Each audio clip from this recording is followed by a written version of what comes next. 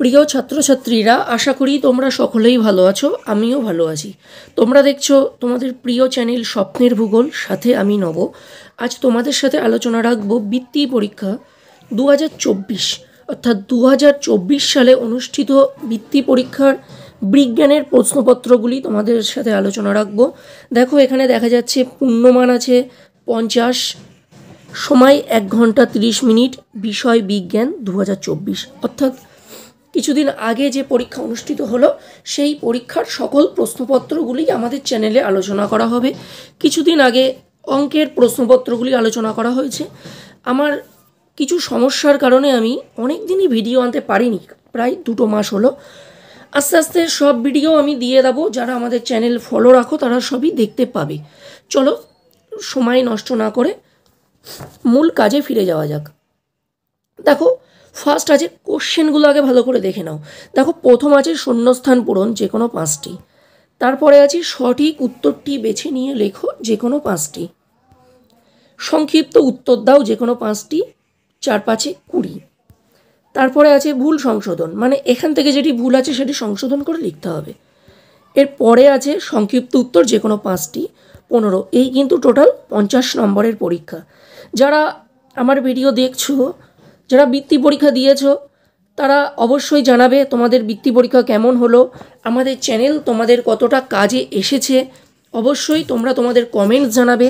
তাহলে যারা পরবর্তীতে বৃত্তি পরীক্ষা দেবে তারাও ইন্সপায়ার্ড, অনুপ্রাণিত হবে, কিভাবে পড়াশুনো করবে তারাও বুঝতে পারবে। আর অতি অবশ্যই আমাদের চ্যানেলটি ফলো রাখবে। চলো, ফার্স্ট কোশ্চেন, উদ্ভিদের রান্নাঘর বলা হয়। এখানে অপশানগুলো দেখে নিই আমরা। দেখো, বলা হয়েছে পাতাকে, কাণ্ডকে, শিকড়কে। তাহলে এখানে সঠিক উত্তর হয়ে যাবে পাতাকে। তারপরে তরল পদার্থের নির্দিষ্ট কোণ, আকার, আয়তন, ভর নেই। এখানে সঠিক অ্যান্সারটি হবে আকার। পৃথিবীর সকল শক্তির মূল উৎস আমরা জানি কি? সূর্য। কেমন? এখানে অপশানগুলো তোমরা দেখতেই পাচ্ছ, তাই আমি প্রতি ক্ষেত্রে আর অপশানগুলো কিন্তু বলবো না, তোমরা বুঝতে পারবে আশা করি। তারপরে আছে বাটখারা দিয়ে কোনো জিনিসের আয়তন, ভর, আকার মাপা হয়। তাহলে বাটখারা দিয়ে কি হয়? কোনো জিনিসের ভর মাপা হয়। আয়তন মানে কি? কতটা জায়গা জুড়ে আছে। আর টোটাল কম্প্যাক্ট ওয়েটটা মাপা হয় কিন্তু ভরের সাহায্যে। এটা কিন্তু অনেকেই ভুল করো তোমরা, তাই আমি এটা একটু বিশ্লেষণ করলাম। পরিণত মানুষের, মানে একজন প্রাপ্তবয়স্কের মানুষের দাঁতের সংখ্যা কতগুলি হয়? এখানে সঠিক উত্তর হবে 32টি। কেমন? এরপর বাতাসে যে গ্যাস সবচেয়ে বেশি থাকে তা হলো নাইট্রোজেন। এরপরে দেখে নিই আমরা, সঠিক উত্তরটি বেছে নিয়ে লেখো। আমাদের গলার ভেতরে নল আছে। তাহলে আমাদের গলার ভেতরে কটি নল আছে? আমাদের গলার ভেতরে নল আছে 2টি নল। বুঝতে না কি পারলে অবশ্যই কমেন্ট সেকশনে জানাবে, আমি বুঝিয়ে দেব। উঁচু পাহাড়ের চূড়ায় বাতাসের চাপ কি হয়? বাতাসের চাপ কিন্তু কম থাকে, তুলনামূলক কমে যায়। আশ্বিন একটি মাছ হলো শোল মাছ, শিঙি মাছ, পুঁটি মাছ। তাহলে আশ্বিন একটি মাছ হলো শোল মাছ। জড় পদার্থ হলো ব্যাঙের ছাতা, ছাতা আর ব্যাঙ। তাহলে জড় পদার্থ হলো কিন্তু ছাতা। এখানে কিন্তু ভালো করে বুঝতে হবে, পদার্থ বলেছে, ঠিক আছে? পদার্থ মানে কি? যার প্রাণ থাকে না। ভালো করে এগুলো কিন্তু বুঝে বুঝে উত্তর দিতে হবে, তাতে কিন্তু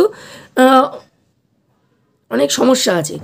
গায়ের রং বদলাতে পারে। কে রং বদলায়? আমরা সকলেই জানি, গিরগিটি রং বদলায়। এর পরের কোশ্চেন, শিরদাঁড়া আছে যে প্রাণীর।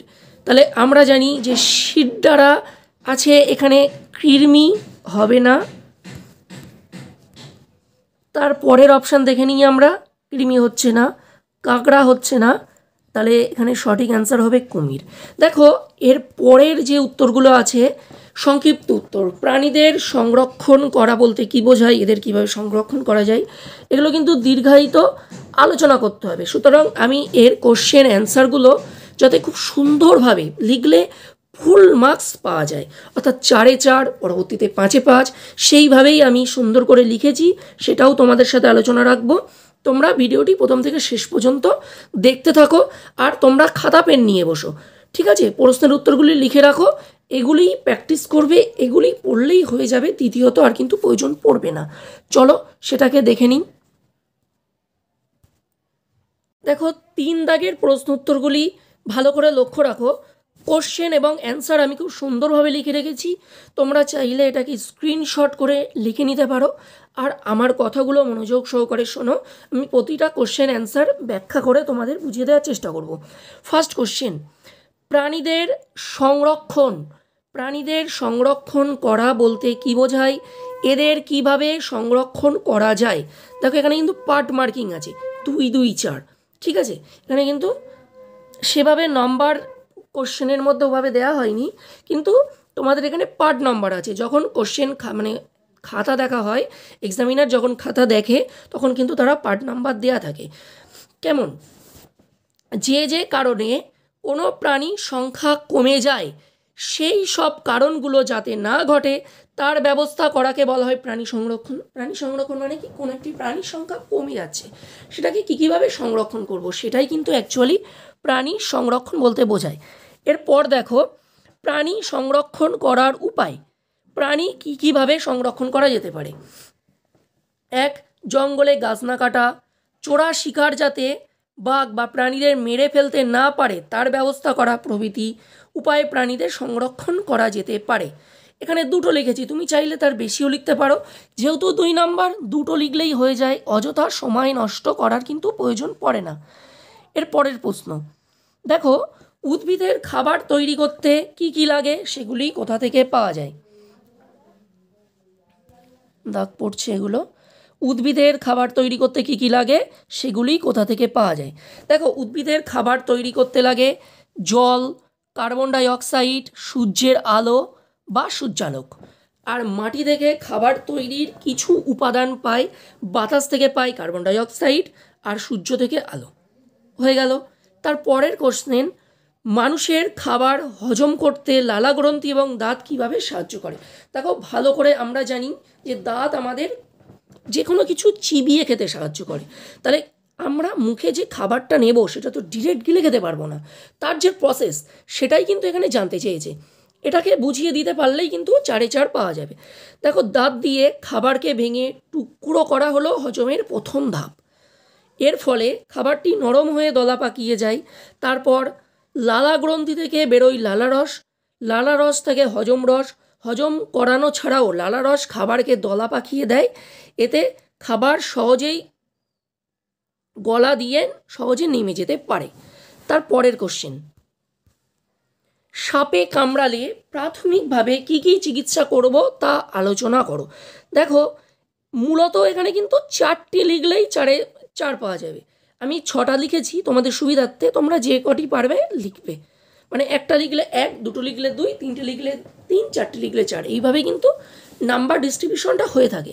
দেখো 1, ক্ষত স্থানে বিষ দাঁত লেগে থাকলে তা হালকাভাবে তুলে ফেলা, ক্ষত স্থানে জল দিয়ে ভালোভাবে ধুয়ে ফেলা, ঠিক আছে? 1 নম্বর পয়েন্ট। তারপর বাহুতে বা পায়ের উরু মানে থাই যেটাকে বলি, সেই অংশে দড়ি হালকা করে বেঁধে দিতে হবে, দ্রুত হাসপাতালে নিয়ে যেতে হবে, বমি করতে চাইলে বমি করতে দিতে হবে। মানে অনেকেই আমরা বিশ্বাস করি যে বমি করা যাবে না, বমি করলে অনেক ক্ষতি হয়ে যেতে পারে, এটা কিন্তু মেডিকেল সায়েন্স মতে ঠিক নয়। রোগী যাতে ভয় না পায় সেই বিষয়ে সাহস দিতে হবে। শ্বাসকষ্ট হলে মুখে মুখ লাগিয়ে শ্বাস দিতে হবে। এটা অনেক ক্ষেত্রে মেডিকেল সায়েন্স কিন্তু সব ক্ষেত্রে ঠিক বলে না, কারণ যদি কোনো সমস্যা হয়ে গিয়ে থাকে। কেমন? এরপর সুষম আহার কাকে বলে? আমাদের নানা রকমের খাবার মিলিয়ে মিশিয়ে খেতে হয়। সুষম আহার মানে কি? যে আহারটা খেলে আমাদের যে প্রোটিন ও ভিটামিনের যে সবকটি প্রোটিন থাকে সেটা আমরা পাবো, ভিটামিনটা পাবো, সেই খাবারকেই কিন্তু আমরা সুষম খাবার বলব। কিন্তু এভাবে লিখলে তো হবে না, তোমাদের সংজ্ঞা আকারে লিখতে হবে। তাই বলি যে আমাদের নানা রকম খাবার মিলিয়ে মিশিয়ে খেতে হয়, এর জন্য একটা পরিকল্পনা করা হয়, এদের শরীরের শক্তির চাহিদা মেটে সঠিকভাবে বেড়ে উঠতে পারি আর রোগ প্রতিরোধও করতে পারি। এভাবে পরিকল্পনা অনুযায়ী প্রতিদিন সব ধরনের খাবার পরিমাণগত মিলিয়ে মিশিয়ে খাওয়াকেই বলা হয় সুষম আহার। তাহলে সুষম আহার বোঝা গেল, খুব ইম্পর্টেন্ট একটি প্রশ্ন সুষম আহার।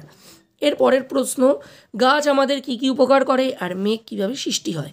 দেখো, গাছ আমাদের সকল খাবারের মূল উৎস, উদ্ভিজ্জ উৎস হলো সকল খাবারের মূল উৎস। যদি আমরা মানে যে খাদ্য খাদকের সম্পর্ক বুঝি, সেই প্রথম শ্রেণীর খাদক থেকে সর্বভুক সবটাই কিন্তু এই মানে সবুজ উদ্ভিদ বা গাছেদের উপর নির্ভর করছে।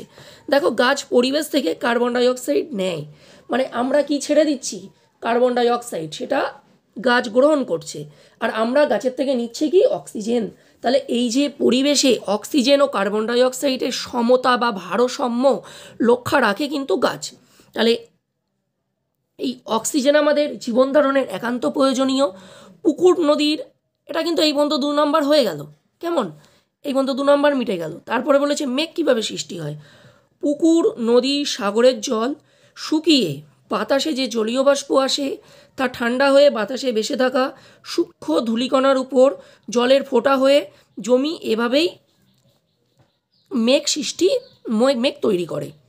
এর পরের কোশ্চেন দেখো, ভুল সংশোধন করো।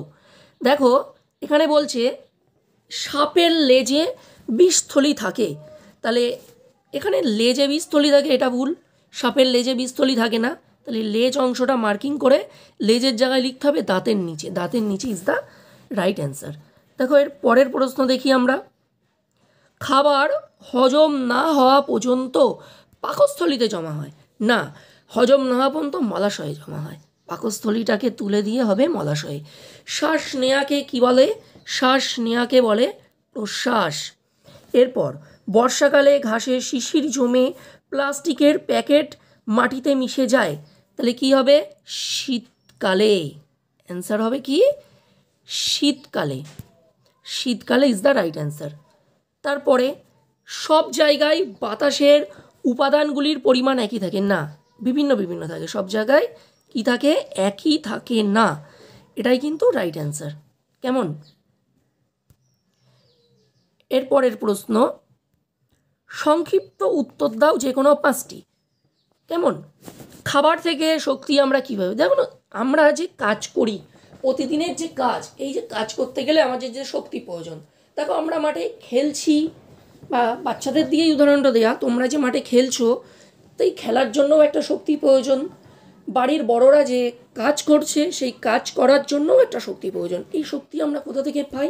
আমরা প্রতিদিনের যে আহার বা খাদ্য গ্রহণ করছি, সেখান থেকেই আমরা শক্তি পাই, এটা আমরা জানি।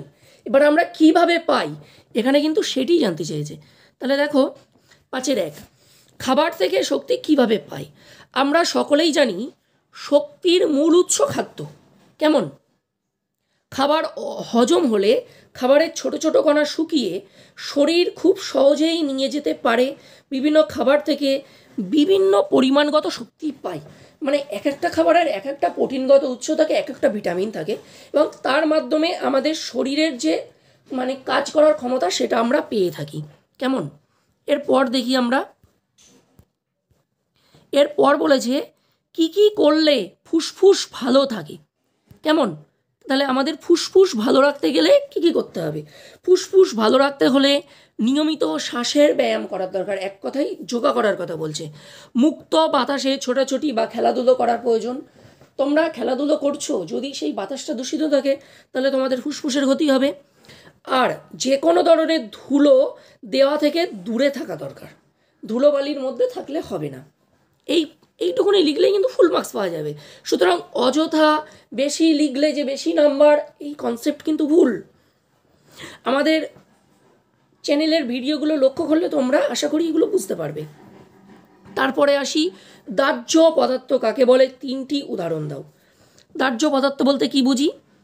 দেখো, যেসব পদার্থ আগুন লাগলে সহজেই জ্বলে ওঠে ও অল্প সময়ে শেষ হয়ে যায়, তাকেই কিন্তু আমরা দাহ্য পদার্থ বলি। যেমন খড়, শুকনো পাতা, কেরোসিন, পেট্রোল, বিচালি প্রভৃতি। তারপরে মিশ্রণ কাকে বলে? দেখো, মিশ্রণ কাকে বলে? মিশ্রণ থেকে উপাদানগুলি কিভাবে আলাদা করা যেতে পারে, বা দুটি পদ্ধতি জানতে চেয়েছে এখানে। তাহলে দেখো, একের বেশি রকম জিনিস যাতে মিশে থাকে তাকে আমরা মিশ্রণ বলি। মানে একটার মধ্যে অনেক কিছু মিশিয়ে আছে, যেমন ডাল চাল মিশে আছে, তাহলে এটা মিশ্রণ। যাতে করে আলাদা করা হওয়ার সাহায্যে আলাদা করা হয় সেগুলি হলো কি? শাঁকুনি দিয়ে আলাদা করা, থিতিয়ে ফেলে আলাদা করা, মানে এর জন্য দিয়েছে 2 নাম্বার। কিন্তু কেমন? এর পরের প্রশ্ন, রান্নাঘরে ঢুকে রান্নার গ্যাসের গন্ধ পেলে কি কি সাবধানতা নেওয়া উচিত? রান্নাঘরে যদি রান্নার গ্যাসের গন্ধ পাই, তার মানে কি? যে গ্যাসের সিলিন্ডার সেটা কিন্তু লিকেজ হতে শুরু করেছে, তখন তুমি কি করবে? রান্নাঘরে ঢুকে রান্নার গ্যাসের গন্ধ পেলে কোনো আলো জ্বালানো বা নেভানো উচিত নয়, যেহেতু সেটা ইলেকট্রিকের ব্যাপার আছে। কেমন? সমস্ত দরজা জানলা খুলে দিতে হবে, গ্যাসের নখ বন্ধ আছে কি না দেখতে হবে, গ্যাসের পরিষেবার মানে গ্যাসের যে সার্ভিস দেন তাকে কিন্তু কল করতে হবে। খুব ইম্পর্টেন্ট একটি প্রশ্ন এবং বাস্তবসঙ্গত একটি প্রশ্ন। আমাদের দাঁত মাজা দরকার হয় কেন? দেখো, আমরা প্রথমেই বলেছি যে দাঁত আমাদের চিবিয়ে খেতে সাহায্য করে। তাহলে এই দাঁত যদি গন্ধ হয়, দাঁত যদি খারাপ হয়ে যায়, তাহলে আমরা কিন্তু কোনো শক্ত জিনিস চিবিয়ে খেতে পারবো না, যার ফলে অনেক সমস্যা হয়ে যাবে। তোমাদের বাড়িতে যদি দাদু ঠাকুমারা থাকেন, দেখবে যে তাদের বয়স হয়ে গেছে, তারা অনেক কিছু খেতে পারে না, এই প্রবলেম কিন্তু হয়। এবার কেন, মানে এই যত্নটা কেন আমরা নিব? খাবার খেলে দাঁতের ফাঁকে ফাঁকে খাবারের টুকরো আটকে থাকে, যেহেতু সেটা দাঁত ব্রাশ হচ্ছে না, তার ফলে কি হচ্ছে? দাঁতে গন্ধ হচ্ছে, সেখান থেকেই জীবাণু তৈরি হচ্ছে, এই তো লিখেছি। ওই খাবারের টুকরোই বাসা বাঁধে জীবাণু, দাঁতের ফাঁকে আটকে থাকা খাবারের মানে বাসা বাঁধে এবং জিভেরাই তাদের খারাপ করে দেয়। তাই আমাদের দাঁত মাজার প্রয়োজন হয়ে পড়ে।